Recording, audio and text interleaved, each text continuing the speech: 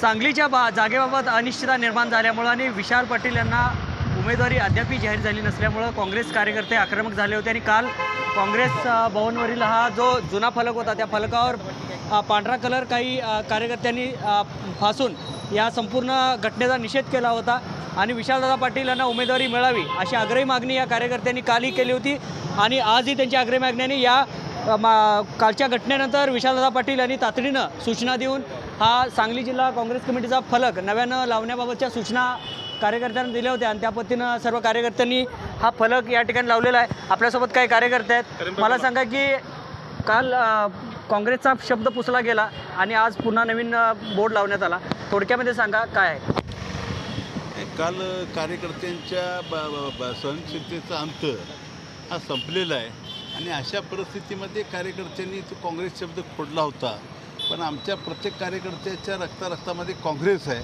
आम्ही जिल्ह्याची काँग्रेसच्या बालेकिल्ल्यावरचे सगळेच कार्यकर्ते शिलेदार आहे आणि वसंतदादा ह्या जिल्ह्याच्या काँग्रेसच्या बालेकिल्ल्याचा सेनापती होता आणि त्यांच्या विचाराचा वारसा घेतलेले विशाल पाटील असतील, प्रतीक पाटील असतील, जयश्री वहिनी असतील, पृथ्वीराज पाटील असतील, ही माणसं आज काँग्रेस पक्षाच्या माध्यमातून काम करतात आणि आम्हाला काँग्रेस पक्षाला संपवण्याची नीती आणि धोरणं महाविकास आघाडीच्या माध्यमातून ज्या लोकांनी जिथं दिसतं आहे की बाबा इथं सावली आहे, इथं थांबलं तर बरं आहे, पण जाणून बुजून एखाद्याला उन्हाचे चटके बसून सावलीची किंमत काय त्याला कळायला लागेल नाही, त्याला उमेदवारी दिली आहे आणि त्याला तिथं निवडणुकीत उभं केलं आहे आणि आमच्या कार्यकर्त्याच्या भावना दुखल्या आहेत। अरे येणारी शीट 100% विहिरीमध्ये पाणी एवढी मारलं तर कडेला लागते, बिन पाण्याच्या विहिरीमध्ये त्याला ढकलून द्यायला लागलाय तुम्ही, ते आपटून मरणार आहे। अशा परिस्थिती असताना प्रेम तुमचं या काँग्रेस पक्षाचं प्रेम आहे, या काँग्रेस कमिटीला जीवन ठेवण्याचं काम वसंतदादापासून आज काय सगळेच कार्यकर्त्यांनी केलेलं आहे आणि आम्ही विसरू शकत नाही। म्हणून हा पुसलेला कलंक पुसून पुन्हा काँग्रेसचा तिरंग्याचा असणाऱ्या मायेची ऊब या काँग्रेस कमिटी परिषदेच्या कार्यकर्त्याच्या अंगामध्ये आहे, रक्तामध्ये आहे, ती आम्ही ठेवणार आहे। त्यासाठी विशाल पाटलाच्या नेतृत्वाखाली आम्ही ते पुन्हा नव्यानं उभं केलेलं आहे। ओके, या शशिकांत नागे आहेत,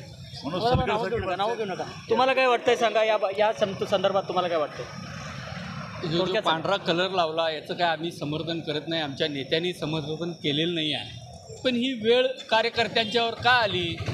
काँग्रेसचे संभाव्य उमेदवार म्हणून विशालदादा गेली 4 वर्ष सांगलीतला खेडोपाडी गल्लोगल्ली आज ढवळून काढत आहेत। असं असतानासुद्धा काँग्रेसची इथं ताकद असताना, काँग्रेसचा बालेकिल्ला असताना काँग्रेस पक्ष आज तिकीट देत नाही आहे, ते आघाडीच्या माध्यमातून शिवसेनेला जाते। त्या संतप्त उद्रेकाच्या भावनेतून कार्यकर्त्यांनी कलर लावलेला होता। आमच्या नेत्यांनी आदेश दिल्यानंतर तिथं काँग्रेस कमिटीचा नवीन आम्ही आज बोर्ड लावतोय, पण याचा अर्थ पक्षातल्या वरिष्ठ नेत्यांनी समजून घ्यायला पाहिजे की ही महाविकास आघाडीने दिलेली उमेदवारी ही चुकीची असून विशालदादांनाच ही परत उमेदवारी मिळावी अशी सर्व कार्यकर्त्यांची भावना त्या उद्रेकातून झालेला हा प्रकार आहे। तुम्ही काय सांगाल? काल तुम्ही सुद्धा होता, कारण संतापजनक प्रतिक्रिया काल होत्या।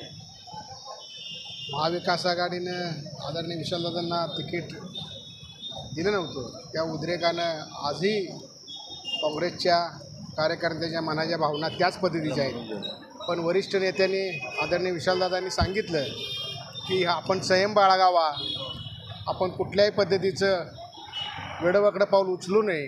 सांगली जिल्हा असेल, जिल्ह्यातील काँग्रेस आपली आहे आणि आपलेच घर आपण फोडायचं नसतं, संयम ठेवा, येणारा काळ कार्यकर्त्यांना अपेक्षित आहे आणि आदरणीय विशालदादांनी दिलेल्या आदेशानुसार आम्ही पुन्हा काँग्रेस कमिटीमध्ये बोर्ड लावलेला आहे। पुन्हा अच्छे दिन काँग्रेसला आलेत बोर्डामुळे? हो, अच्छे दिन आलेत काँग्रेसला पुन्हा। आमची लढाई ही आमच्या पक्षाशी नाही आहे, आमची लढाई ही बेजीबेशी आहे। आम्हाला अजूनसुद्धा अशी आहे की 19 तारखेपर्यंत की आमचा पक्ष आमच्या पाठीशी उभा राहील। तुम्हाला काय वाटतं? थोडक्यात सांगा। फलक लावलेला आहे, जसं नेत्यांची आमच्या इच्छा असेल त्या पद्धतीने वागणारे आम्ही कार्यकर्ते। काँग्रेस पक्षाशी एकनिष्ठ आहे तर आहे। वसंतदादा घराणं महाराष्ट्रात काँग्रेस वाढवणारं घराणं, त्या घराण्यावर झालेला अन्याय माझ्यासारख्या कार्यकर्त्याला पचलेला नाही।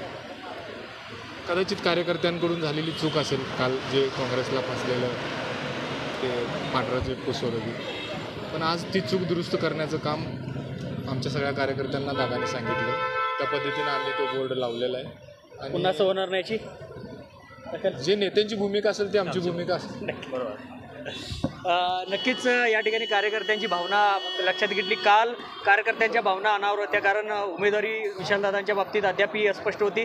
त्यामुळं काल कार्यकर्त्यांनी काँग्रेस हा शब्दच पुसून टाकला काँग्रेस कमिटीवरचा. मात्र आज ही बाब लक्षात आल्यानंतर काँग्रेसशी आपलं भांडण नाही आहे तर काही विचारांची आपलं भांडण आहे हे कार्यकर्त्यांना समजल्यानंतर विशाल पाटील यांच्या सूचनेनुसार आता पुन्हा दुसरा फलक या ठिकाणी लावण्यात आलेला आहे आणि पुन्हा एकदा सांगलीच्या काँग्रेस कमिटीला आजचे दिन या ठिकाणी प्राप्त झालेले